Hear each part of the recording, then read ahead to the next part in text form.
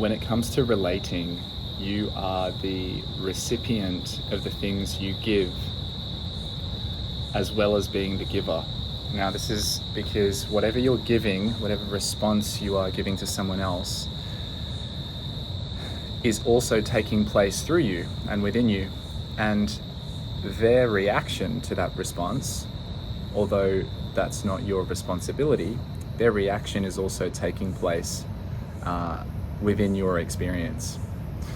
And when someone treats you in a particular way and you choose to respond in a particular way, or you react in a particular way, that response or that reaction becomes part of the reality that your subconscious knows, and it starts to shape your future expectations.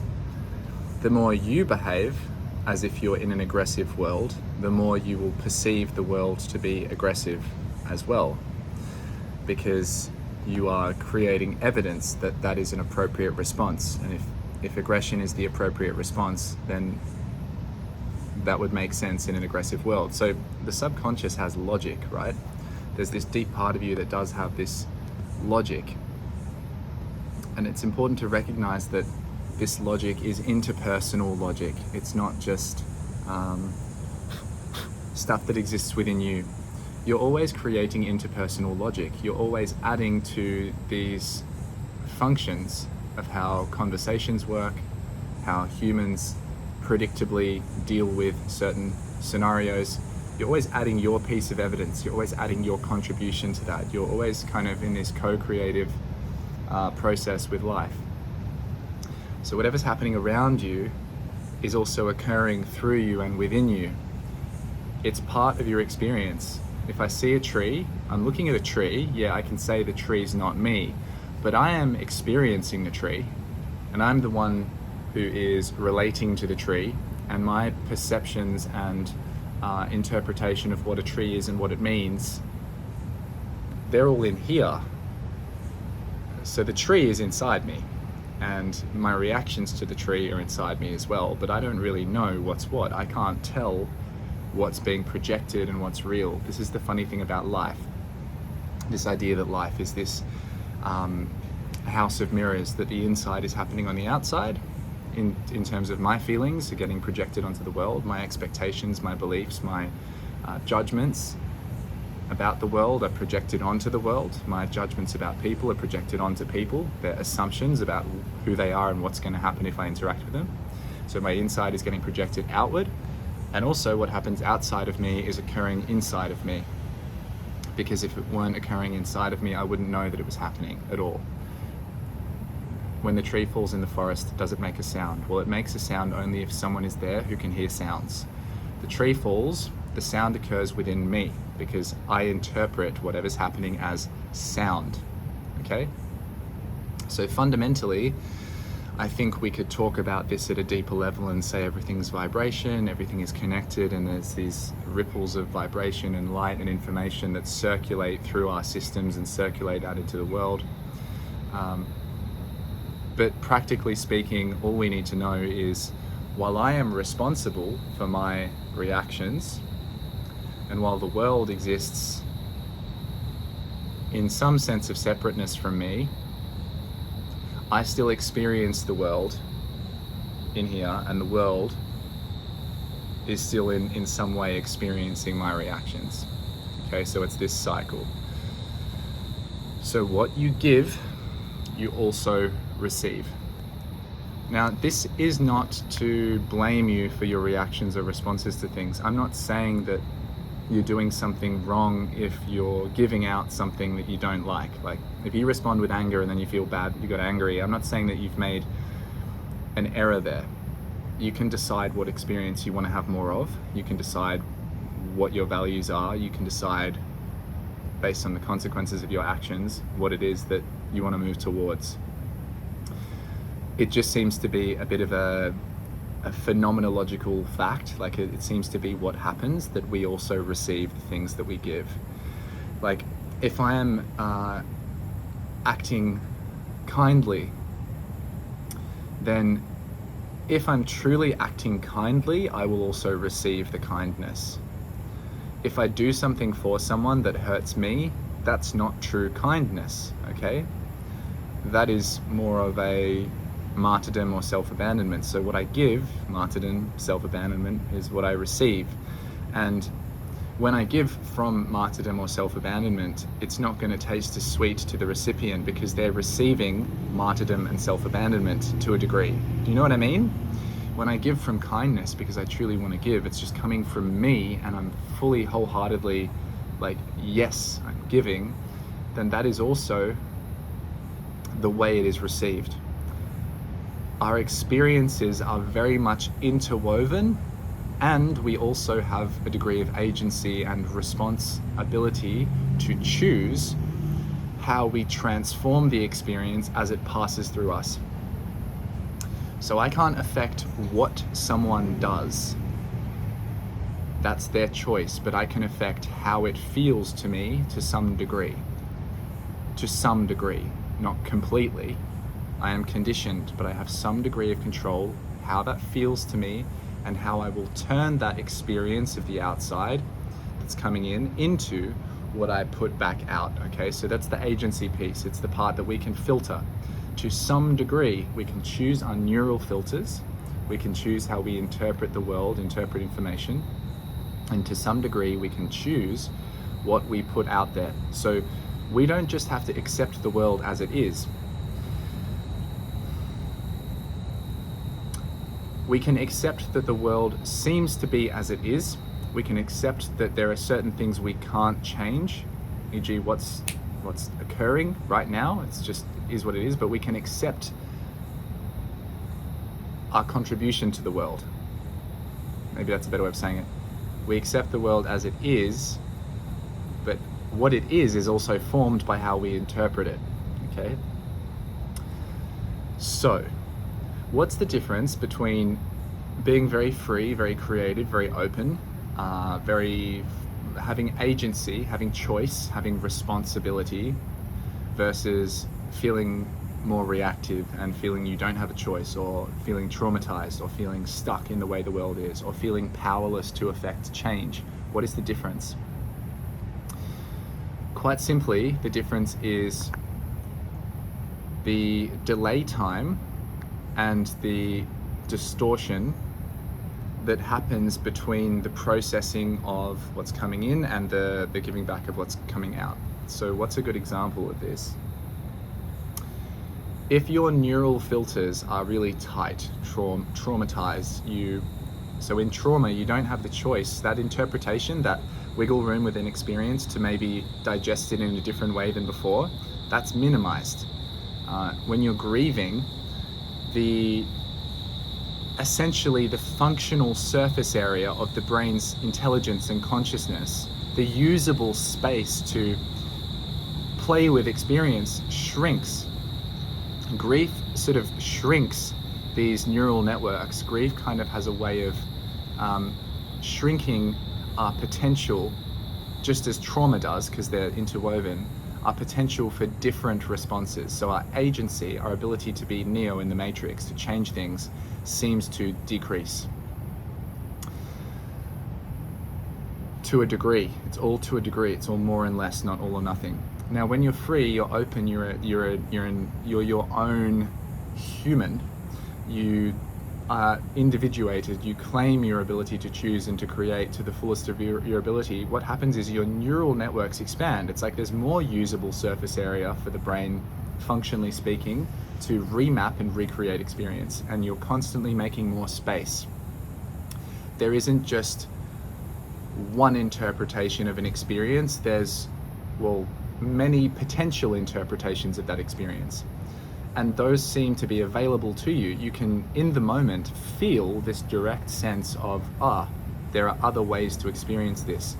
Or how that might, practically speaking, feel is, I don't know what I'm experiencing, but I'm open to this, and something's happening, but I have no idea what, and I'm swimming in my ability to shape this. Okay, so there's less rigidity, there's less fixation, there's more of a sense of connection, but less of a sense of attachment. There's more of a sense of intimacy and in-touchness, but less of a sense of, I need this to be a certain way.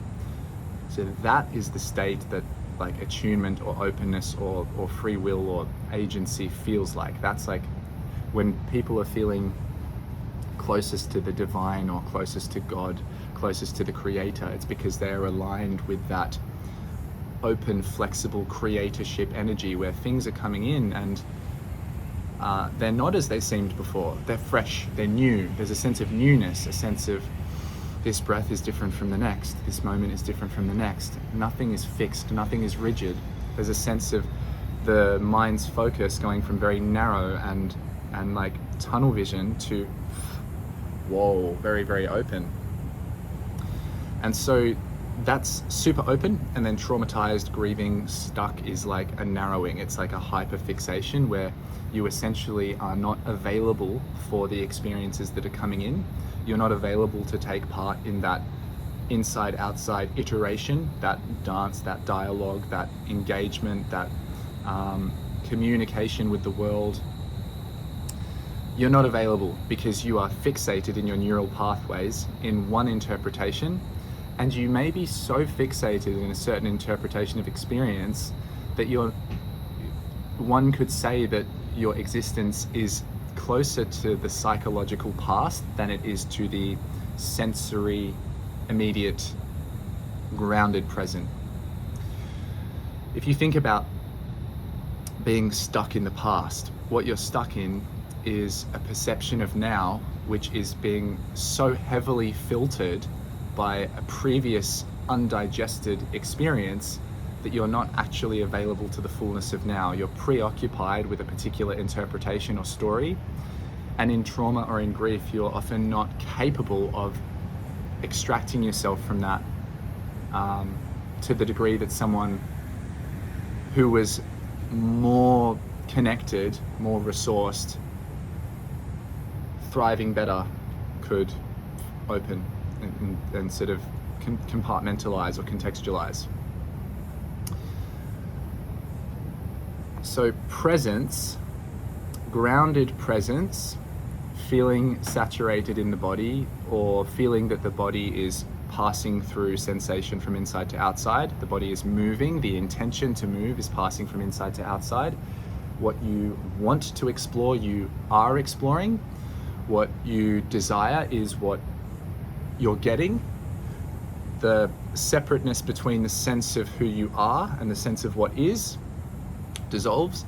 The sense of what you want versus what you need dissolves and unifies. The sense of your mind versus your body dissolves. The mind is in the body is playing with the mind. The sense of inside and outside, they dissolve because you're closing the gap between your filter, your psychological perception, your interpretation, and what is current, what is most present. Currency, think about that. Present, the sea of the current, the present, the way things are flowing.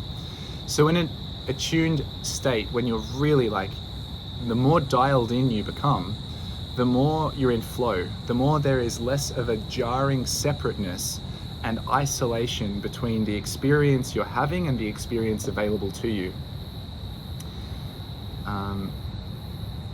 This sense of isolation is tricky to put our finger on and to describe in an external sense. But when you're feeling isolated, you can feel isolated in a room full of people. Like you can feel alone at a party, sometimes more alone even. You can be in the forest and you can feel utterly stuck in your own head. That experience is the preoccupation that I'm talking about. It's the fixation. It's like an unconscious, patterned fixation onto a particular way of relating to yourself, and you're so stuck in relating to yourself in isolation and in rejection of what's happening around you that you feel like you have no options. You feel like you just, no matter how good things are, the good doesn't get in here, you know? And no matter how good you are or how bad you're feeling, it's not received, it's not alchemized, it's not filtered, connected, released, diluted, healed through this currency. Now I'm describing these states I'm differentiating between these states. That's part of this conversation.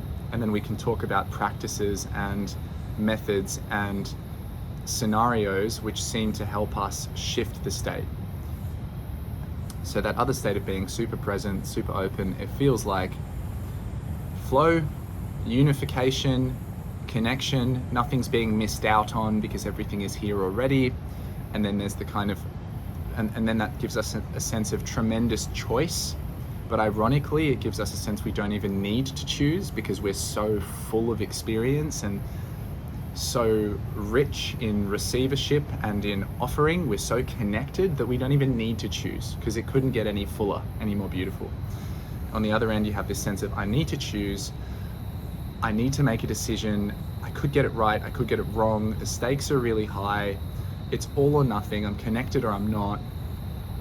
My past interpretation is being projected onto the open-ended map of present reality.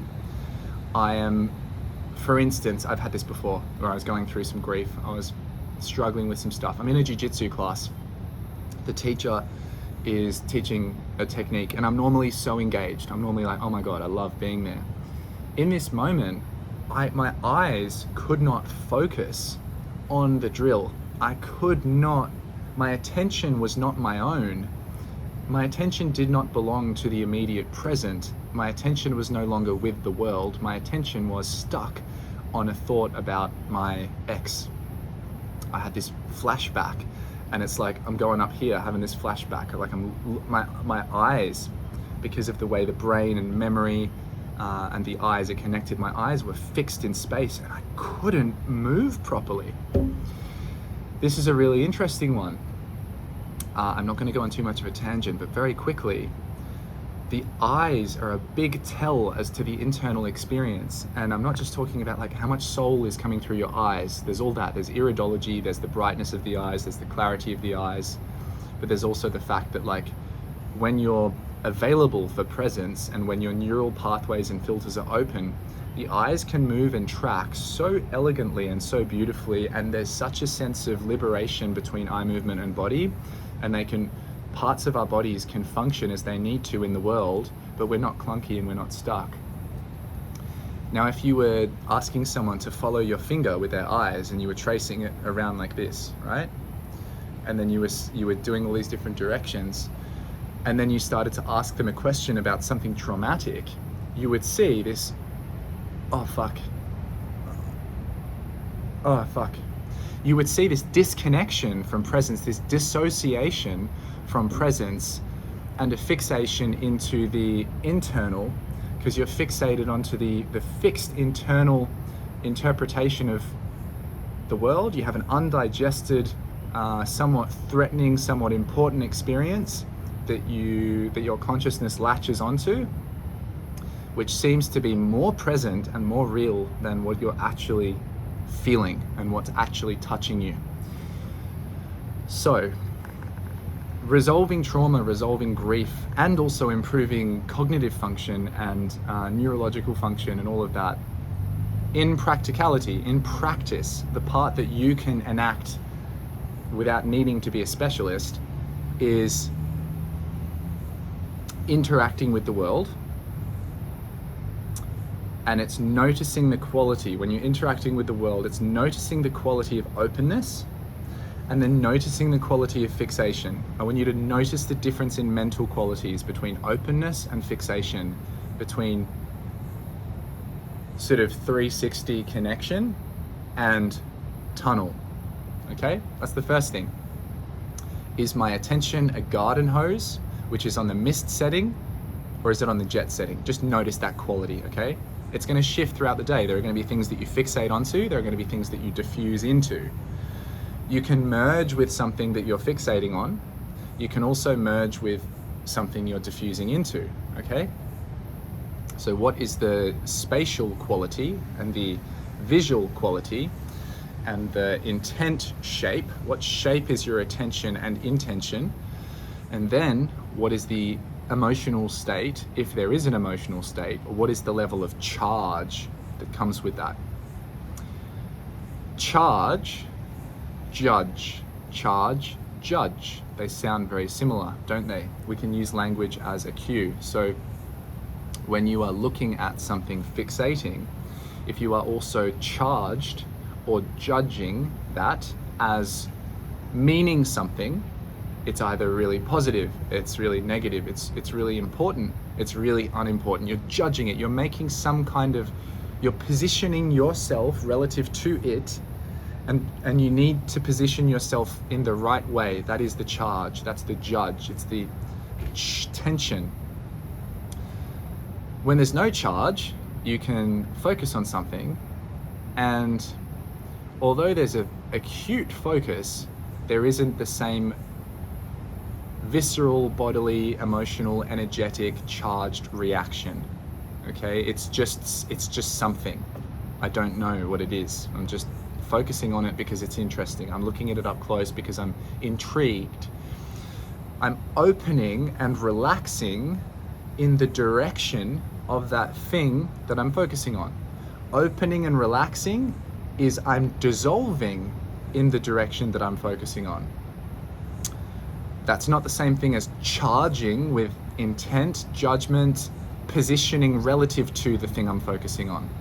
One example is, think of a dog chasing a rabbit who fixates on the rabbit. Think about how strong the charge is. Like if my dog sees a rabbit, it's like he's shaking, it's like he's charged, it's like he wants the rabbit. I see a rabbit, and like maybe there's this tiny primal part in me that's like, yeah, I could eat that rabbit, but I'm also just like, yeah, it's a rabbit, whatever. Or if I look at a flower, there's like this, oh, wow, I like melt into the flower. So the quality of your attention is this second metric. The first metric for you is the shape. Is it diffused or is it sharp? The second is it charged or is it neutral? Okay, so you have two things to work with: the shape or the quality. Sorry, the shape, open, closed, big, small, and then the charge, neutral charge, or is there a strong attraction, a strong aversion, a strong feeling in the body, an emote, a reaction. And these things, once you recognize them coming and going, you can start to see, okay, oh wow, I'm fixed on this memory and I'm reacting to this memory. I am both fixated and charged in reference to this memory. That's useful information. What we're not doing here is we're not making a moral judgment, okay? I'm not saying that like there's a healed state which is good and being open and receptive aware is good, and then there's a state where it's bad, where you're closed off and you're feeling isolated and you're traumatized. I'm not, you know what, I'm actually not, this might sound really far out. I'm not even saying trauma is bad. I have a slightly different perspective on trauma, which doesn't dismiss the intensity of the traumatic experience, but which reshapes the way I interpret what it means. I don't believe that we're meant to live a life without the experience that we label trauma. Now, we've got to be aware that the experience creates something in conjunction with the label. Okay, when you take an experience and you take a label and you combine them, you create a new thing. This is important to know, okay? So whatever interpretation you put upon that experience, you affix, you define, and you create a label. You create a reference point. So it's very important the way we label experiences, the way we frame them, the way we let go of the labels, and the way we choose to reframe. Trauma carries a lot of connotations. It carries a lot of implications. And with any diagnosis, there's a lot of implication. And these implications are often poorly defined or differently defined based on different people. People relate to words in different ways. Okay? Someone who's dealt with a lot of trauma and has recovered is not going to see trauma as so scary. If someone's a physiotherapist, they're not going to see a broken ankle and think, oh no, like fuck, my life's over. They're like, oh yeah, that's a broken ankle. That happens in sport. I see that all the time. I got the tools to fix that. Not a big deal. So arguably, for a physiotherapist, breaking an ankle is less traumatic than for someone who doesn't have the skill to fix an ankle.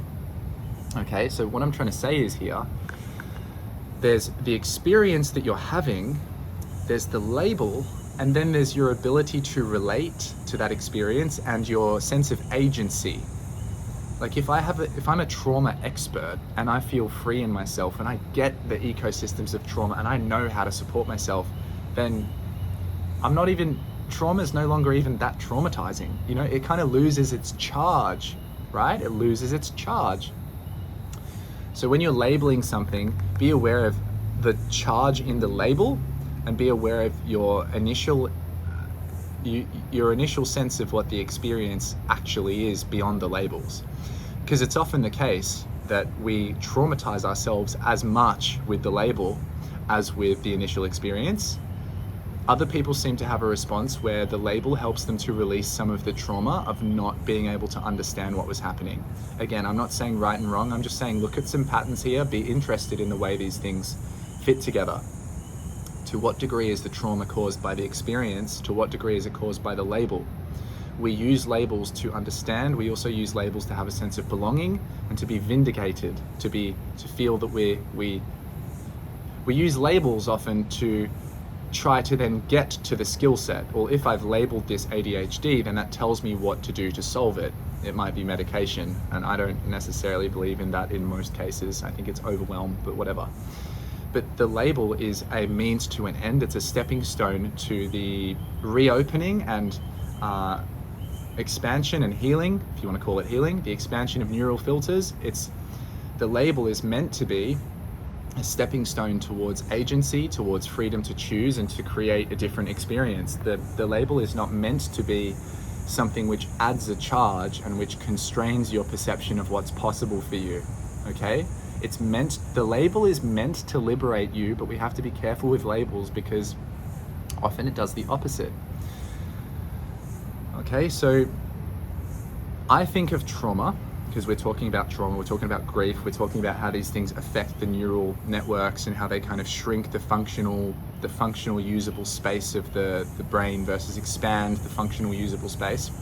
I think of trauma as imprints, okay? More often, I want you to think of trauma on a spectrum, and I want you to replace a big amount of what you see as trauma with imprint, and then the extreme degree of trauma, I even want you to explore how far you can just look at that as like a deeper imprint rather than a worse trauma. Because I don't think, once again, that this experience that we call trauma is meant to be absent. Like it's evidently whatever's happening is part of being human in the world we live in. When you see these things as imprints, it becomes less emotionally charged.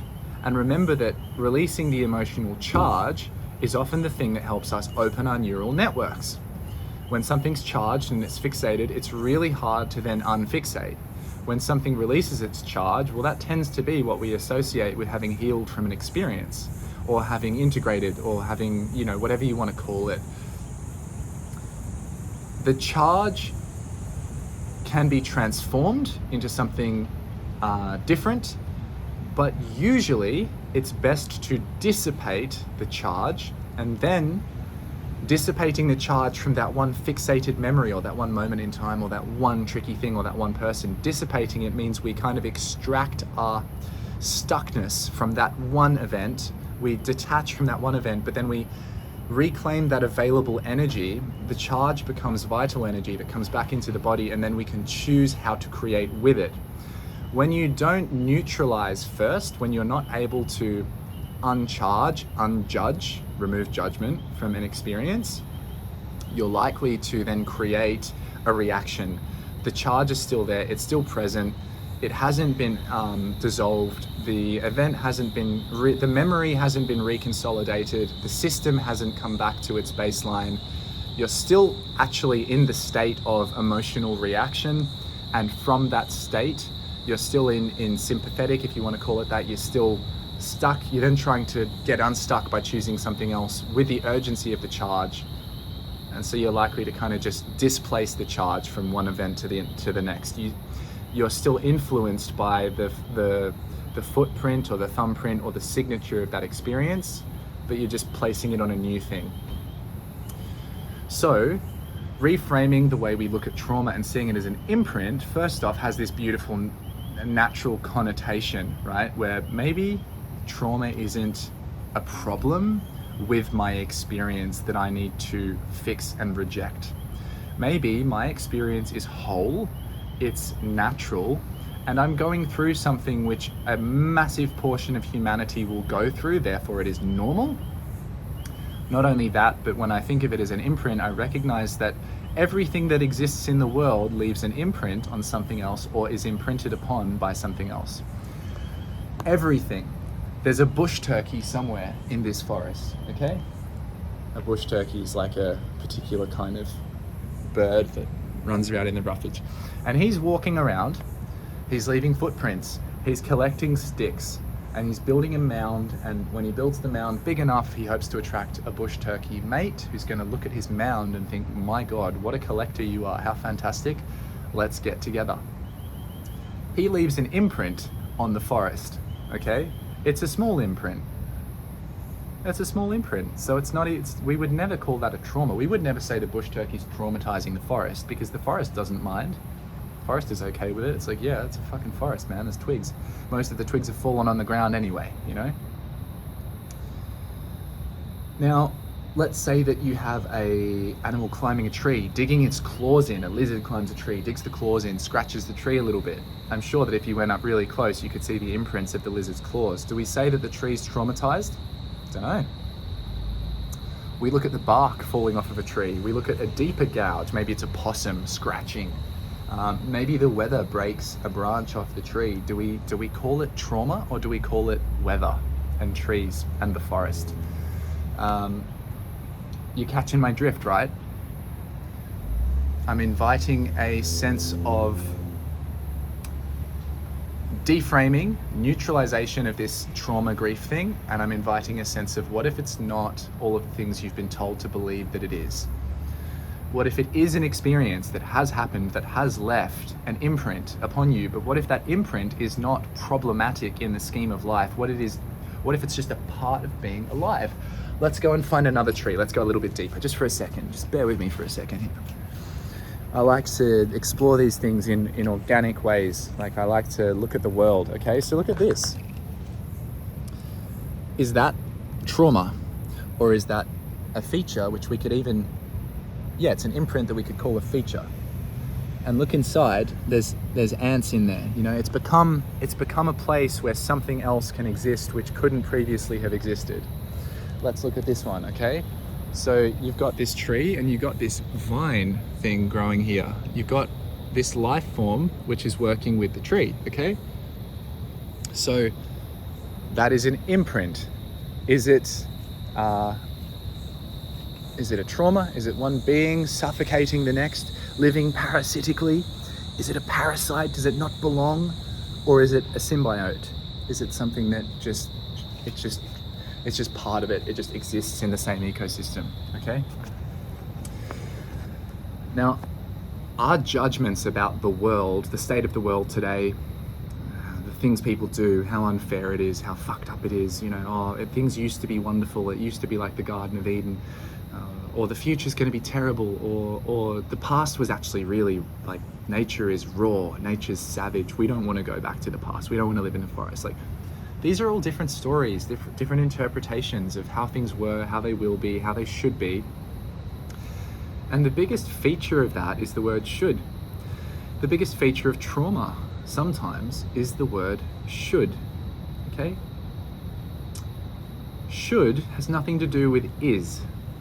Should has nothing to do with acknowledging and accepting the impact that things have actually had. Should is the label which, if we find the right label, if we find the right should, then we hope that that will lead us in a stepping stone towards creation, healing, vitality, abundance, whatever.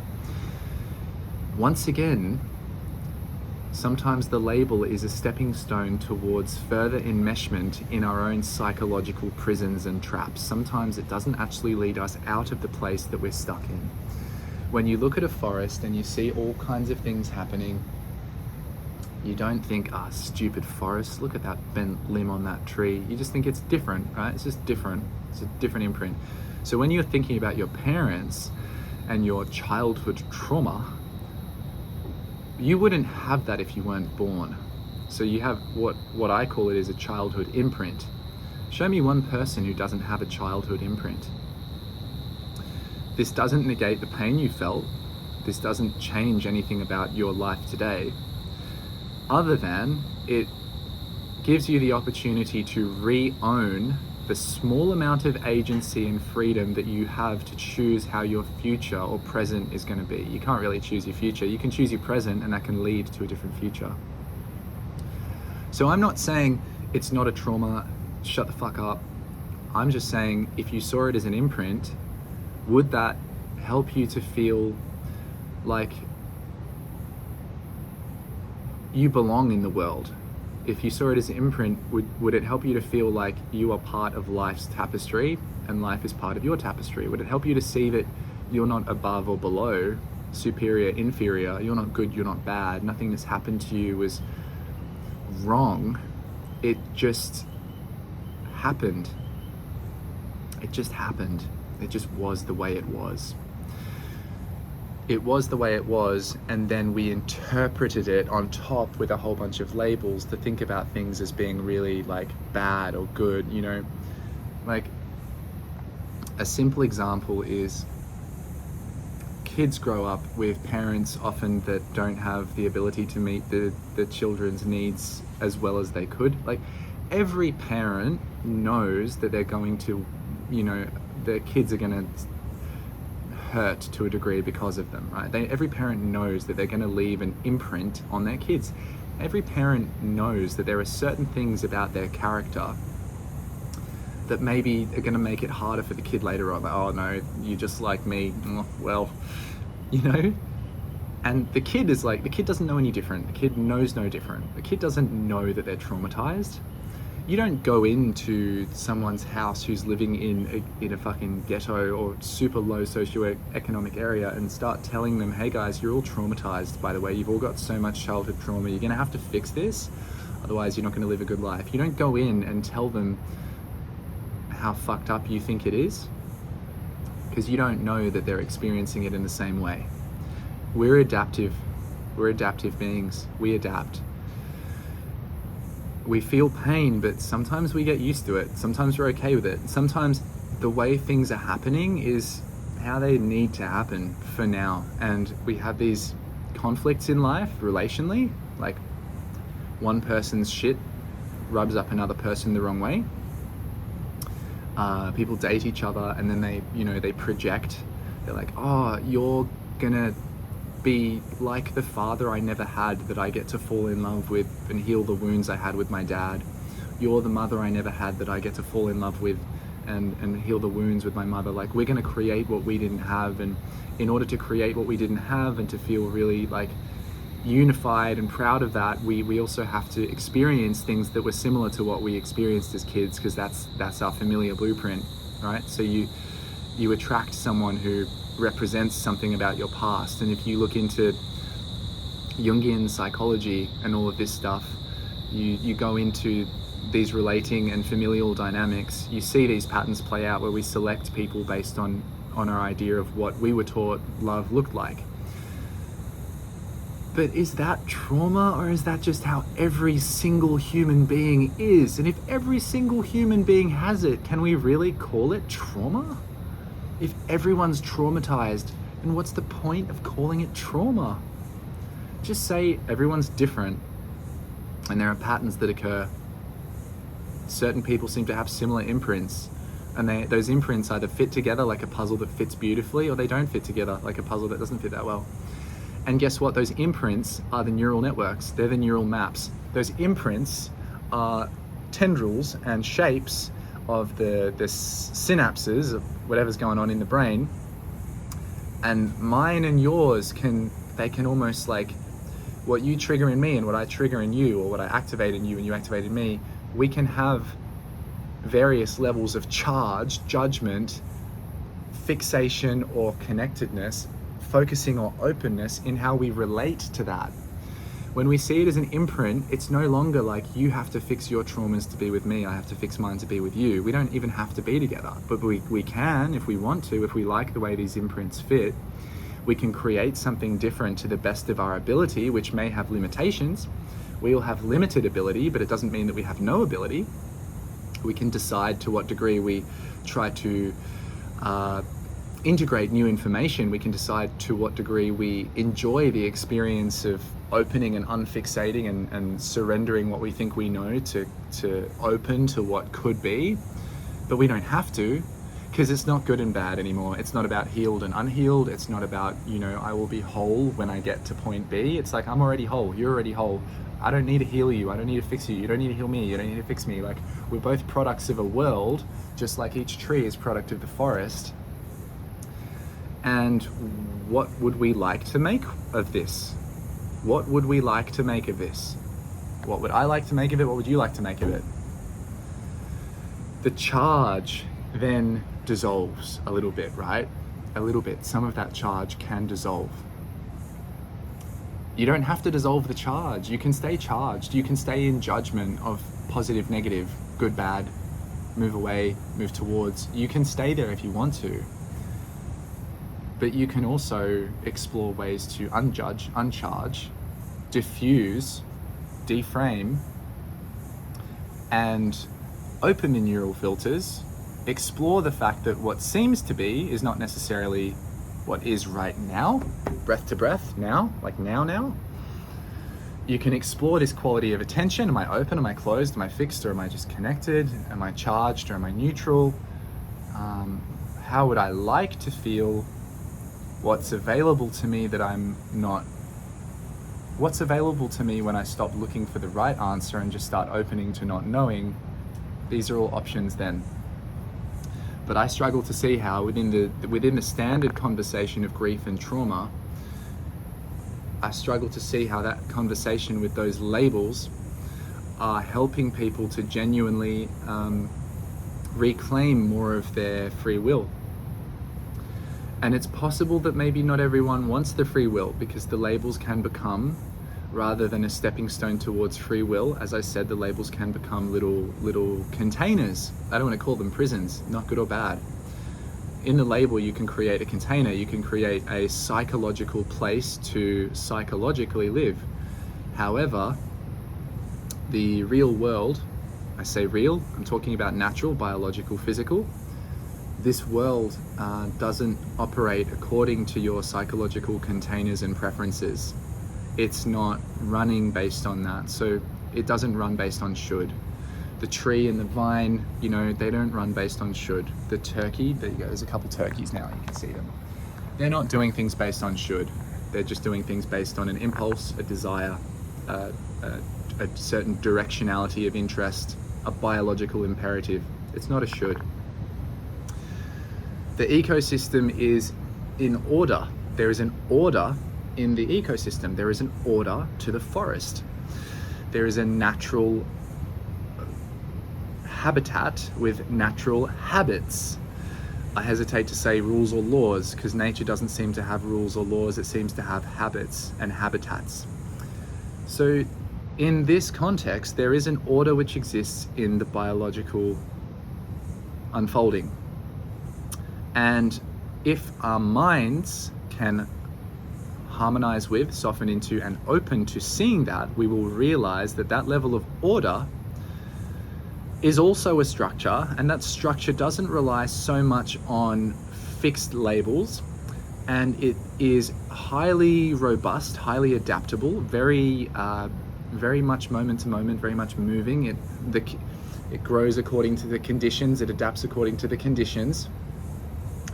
And so we, I believe, can function in harmony with that and with our own nature. I believe that we can reach high levels of vitality, high levels of communion, connection, high levels of cooperation, high levels of relating by deframing and dissolving some of the labels and exploring why we're using the labels and when labels are necessary. I think this is a correlate, right? So if you don't need the security of the psychological housing that the label provides, then you're probably releasing that because you also have a deeper sense of moment-to-moment organic unfolding connectedness to what is, and you don't need to fixate, so you don't need the label. If I'm in touch with now, if I'm in touch with my body, if I'm in touch with the world's body, with the ecosystem, if I'm in touch with my own nature, if I'm okay with the way things are, then I no longer need to affix so much to labels, because I am in touch. I'm making sense. I'm not making meaning, I'm not making story, I'm not making so much of a heavy interpretation. I'm making direct, unfolding sense of what is now, and I'm constantly softening and upgrading my internal operating system. I'm upgrading my worldview to match the world that's right in front of me. It's a less fearful state. The human issue arises solely through reactivity to one another's differences up here. Unless there is a war happening right now and someone's swinging an axe at your head or shooting a gun at you, or, you know, like, unless you're really in it, you don't need to be reacting so much to what people say. You don't need to be reacting so much to what people think. You can onboard it, you can entertain it, you can listen. But most of us have this threat perception system, which is looking for like the saber tooth. We're looking for the war. We have this part of us that's evolved over such a long time to expect there to be chaos. But because we don't embrace that is a part of our nature, because we don't find healthy outlets for that imperative, because we try to tame ourselves a little bit too much and we don't find those outlets, we end up unconsciously reacting and creating drama and creating conflict in areas where there doesn't need to be any, and where they're really, it's not even beneficial. We're trying to resolve conflicts which don't exist, and we're actually creating conflicts in the process of trying to resolve them. And we identify as a healer, we identify as a do-gooder, so that we can go around looking for things to fix and looking for conflicts to alchemize and shift. So this is a deep thing. I'm not going to go too much further. I could go on, but what ends up happening is you find reasons to keep validating your sense of self, and you look for reasons to keep the healing going. You look for reasons to keep the fixing going. You look for reasons to keep being scared so that you can find the right foods. And none of that has anything to do with the biology of actually being like well and being present and being connected and being in harmony. That layer of reactivity and preconceived right-wrong action that you hope will protect you from that threat in the woods, that layer is not actually doing that. It's not actually helping you protect yourself from the threat in the woods. Maybe if you were in the woods, it would help.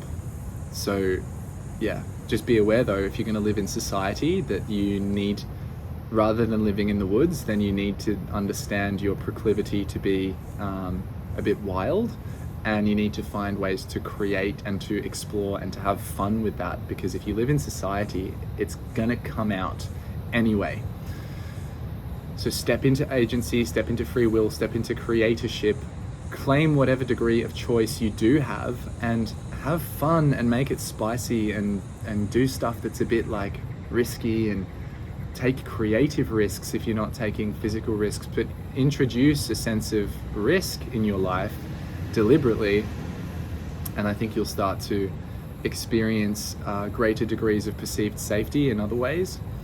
And this means that, you know, when you're traumatized and when you're grieving, you also need risk. When you're traumatized and grieving, you also need you still need to be expressing yourself. Trauma and grieving does not mean that you stop living your best life. Grieving well is living well. This is something I said to someone I did a call with once. In order to grieve well, you need to live well, because living well creates the conditions where you can upgrade your internal frameworks to what is present. In order to heal from trauma, aside from the labels discussion we had, you still need to experience fun. In order to unfuck a difficult situation, you still need degrees of playfulness and raucousness and silliness. These things are essential because it's that wild, spontaneous part of your nature which gives you the neural rewiring capacity to learn and enact new ways of being. It's just like they say, when you're in a state of play, you learn like 400% faster. When you're stuck in trauma or grief, what you need to do is the same process of learning, and learning is a process of forming new pathways and opening your neural filters to develop skill to interact with the world. Grief and trauma, you fucking need that. You need that. That's exactly what you need. It's so good for you. But if I started to play and have fun, and if I started to laugh and I started to just express myself, and if I was still living my best life, even though my parents did blah, blah, blah, and even though so-and-so just died and blah, blah, blah, and I just broke up, if I still did that, then what would that say about me? Well, that might mean I'm a bad person. That might mean that I'm not under this guilt trip that everyone else is under. That might mean that I might lose connection. If I express myself and if I listen to my body's needs in a world which is culturally more leaning towards, oh, we have to fit in and we all have to do this because so-and-so is doing it, even though it doesn't make any fucking sense. If you're trying to belong in that world, then you're going to belong to the degree of victimhood that comes with that world. My dog hurt his foot. He's going in for surgery soon. He doesn't see himself as a victim, and he's going to have to be anesthetized, and he hates the vet, and he's going to put up a fight, and we're going to have to muzzle him, and it's going to be horrible. I love this dog so much. I've thought about just letting him have the injured foot and just hobble along and live like that, but doing my best to make the right call. He's not going to see himself as a victim. He's going to go through something deeply stressful. He's going to have to physically recover.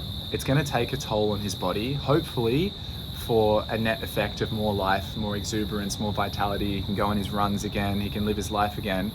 But he's not going to see himself as a victim. There's going to be a biological effect on him, and he's not going to question it. We could be a little bit more like my dog. And that's the point of this conversation.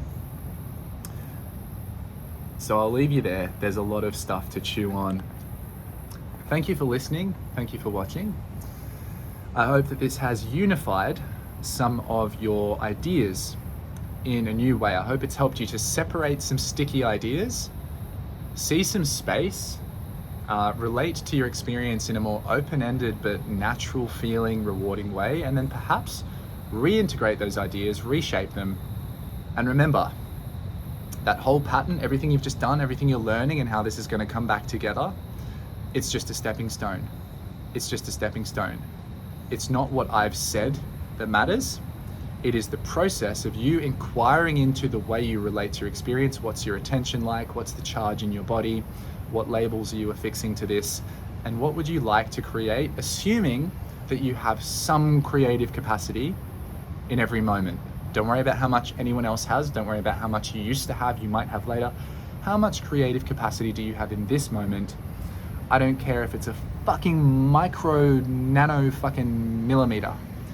If you have it and you would like to, you can explore it. And it is only via exploring these spaces between our expectations of how things should be that we gain more capacity to become even more free in the way we use this fantastic, fantastic thing, this being in this world that we're in. All right, much love. Speak to you soon.